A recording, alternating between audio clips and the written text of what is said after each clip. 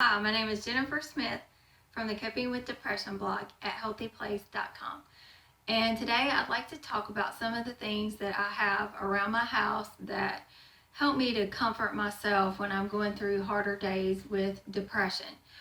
Now, I know that when I go through my really hard days, and I'm sure it's true for a lot of us that cope with depression, it's really hard to get in our minds to do much of anything. But I have found that if we can just take that one step forward into doing something, that we won't regret it later on. We'll be able to be glad that we were able to just go ahead and do that one little thing. But what's easier is to go ahead and have some things in place so that it's not something we have to do and take the whole initial first step when we're in the worst parts of our depression. So as you can see, these are just some of the things I have out right now for the current season that we're in. And Halloween, by the way, is one of my favorite holidays. So I really do enjoy this time of year. And this is just some of the decor that I have out right now. And you'll notice in the post for my blog that I did talk about having some incense or candles that you light for a good fall smell. And so I have that here. And then the other things are just some of the decor I have out for Halloween. And then here are just some of the books that I'm reading.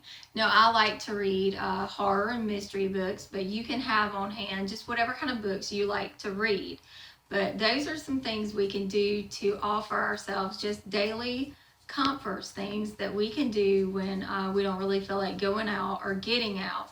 And we may not feel like talking to anyone. And as you know, sometimes when we do talk to people about our depression, we don't always know what to say to convey how we're feeling. And most definitely, they don't always know what to say back to us to help us. So we need to be able to depend on ourselves to get through the hard times. Another thing that I have here that I talked about in the blog post are some paints. These are just some basic acrylic paints. I just picked these up today. And that's something else I've been doing, is doing some painting and some sketching. So I just have these on hand.